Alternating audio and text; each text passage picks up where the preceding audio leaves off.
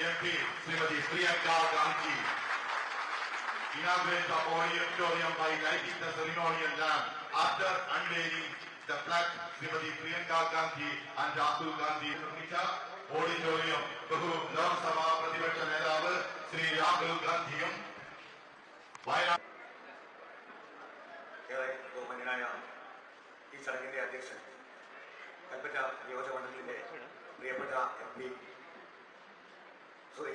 MLA പ്രിയപ്പെട്ട Shri T Siddique അവർ, അതേപോലെ തന്നെ ഈ വേദിയെ ധന്യമാക്കിക്കൊണ്ട് നമ്മുടെയൊക്കെ വലിയ സ്വപ്നം സാക്ഷാത്കാരത്തിന് വേണ്ടി നമ്മൾ കാത്തിരുന്നത് നമ്മുടെ ബഹുമാന്യനായ പ്രിയപ്പെട്ട MP ആയിരുന്നു ശ്രീമതി പ്രിയങ്ക ഗാന്ധി.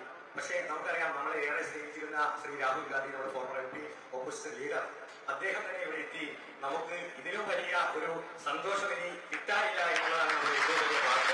അതേപോലെ തന്നെ ആ ഒരു സന്തോഷത്തിന്റെ സത്യത്തിൽ വിശ്വസിക്കാൻ സാധിക്കാത്ത ഒരു സാഹചര്യത്തിലാണ് സ്വാഗതം പറയുന്നത്.